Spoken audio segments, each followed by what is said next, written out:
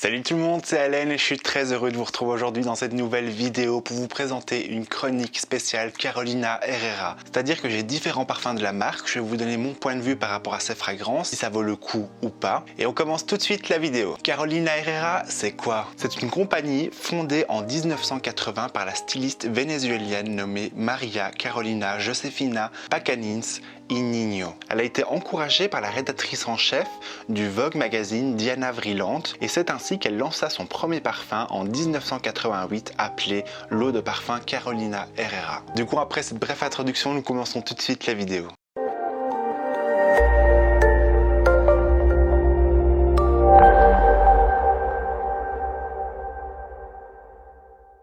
Alors avant de commencer la vidéo, je voulais juste faire un petit disclaimer parce que je n'ai pas tous les parfums de la marque Carolina Herrera.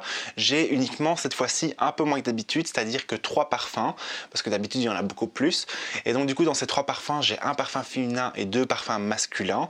Et comment ça va se passer cette vidéo? C'est-à-dire que je vais vous annoncer la pyramide olfactive, suivie d'une photo, et également je vais vous donner mon point de vue personnel sur la fragrance, c'est-à-dire ce que je ressens, mais également mes conseils par rapport à porter ce parfum. Du coup, nous commençons tout de suite le début de la vidéo. Et comme je n'ai qu'un parfum féminin à vous présenter, on va commencer par celui-là, qui est le Good Girl de chez Carolina Herrera. Il va se composer en notes de tête d'amande, de café ainsi que de bergamote et de citron pour avoir au cœur du jasmin, de la tubéreuse, de la racine d'iris, de la rose ainsi que de la fleur d'oranger et en fond de la fève de tonka, du cacao, du bois de santal, de la vanille, un accord pranilé cannelle, mais également du cèdre, du bois de cachemire, du patchouli, ainsi que de l'ambre et du musc. Donc là, nous avons un accord hyper suave par l'amande et le café, qui va se faire relever par les notes de tubéreuse, mais réchauffé par le jasmin et également enveloppé par l'iris, qui va donner cet aspect un peu beurré, et qui va se reposer sur un accord de fève de tonka, et surtout on va sentir cet aspect praliné, qui va donner un côté gourmand. Après, c'est pas le genre de parfum que je vous conseillerais de porter en été,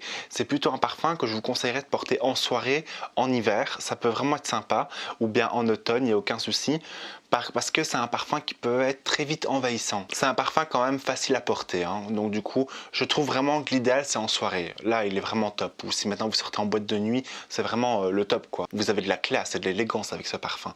C'est un parfum très chic et sophistiqué. Déjà rien que le flacon est magnifique, en forme de talon comme ça, je trouve ça juste sublime. Donc du coup, pour moi, c'est le parfum que je valide, mais avec modération et surtout à porter aux bonnes saisons. Parce que si maintenant vous le portez en été, il sera beaucoup trop entêtant et envahissant et il risque de tourner en fonction du soleil. Donc ouais, vraiment pas mal. Maintenant, nous allons passer au parfum masculin qui est le 212 VIP Black. Donc c'est une déclinaison de l'original qui est le 212 et qui fait tout aussi fureur. Donc là, nous sommes partis sur un aromatique fougère qui se compose en notes de tête de fenouil, d'absinthe, également d'anis, mais également au cœur de la lavande pour un fond de musc et de gousse de vanille. Alors là, je trouve qu'on sent bien la lavande mélangée à la vanille. Mais là, on est sur une belle lavande parce qu'il est vraiment bien composé d'anis, mais également d'absinthe, qui va donner ce côté un peu pastis. Vous savez, hein, quand on goûte le pastis, c'est un goût un peu aromatique d'herbe comme ça. C'est vraiment qui est pas mal. C'est un parfum très énergétique et très revigorant. Ces notes de lavande fait en sorte que c'est un parfum très masculin. C'est un parfum qui envoie, qui en jette du lourd. Mais à utiliser par modération, parce qu'on sent que c'est un parfum que si on en abuse un peu trop, ça peut vite faire cheap. Pour moi, c'est un parfum que vous pouvez porter en mi-saison, c'est-à-dire printemps-automne, en journée ou en soirée, il n'y a aucun souci. C'est un parfum hyper facile à porter, hein. C'est une valeur sûre cette fragrance-là. Donc vraiment top. Donc moi je valide. Maintenant nous allons passer au dernier parfum qui est le Bad Boy de chez Carolina Herrera. Donc du coup il va se composer en note de tête de bergamote, de poivre noir mais également de poivre blanc.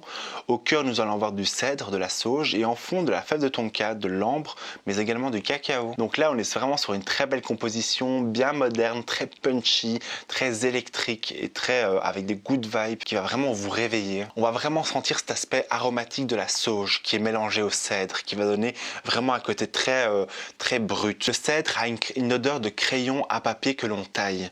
Et donc ça, je trouve ça vraiment intéressant. Oh, il veut se barrer. Mais en plus de ça, mélangé au poivre blanc et noir, ça lui donne vraiment un côté très piquant et un côté très énergétique. Parce que l'accord poivre, sauge et cèdre fait comme si c'était un Big Bang. tu vois, une explosion de plein de saveurs, ça réveille vos sens, c'est un parfum dynamique, électrique, hyper jeune, peps, c'est un parfum que je valide à fond. Hein. C'est le genre de fragrance que vous pouvez porter en 3 saisons, donc printemps, automne, hiver, sans aucun souci.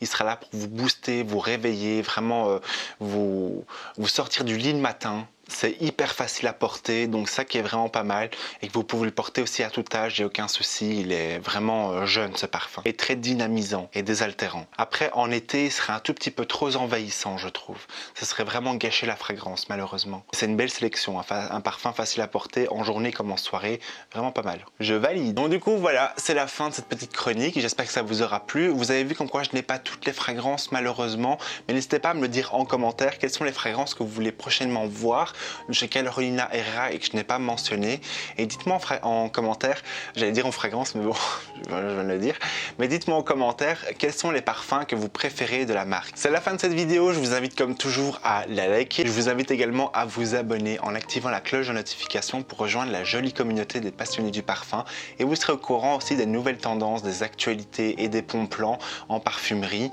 En tout cas c'est la fin de cette vidéo, prenez soin de vous et surtout passez une excellente semaine parfumée.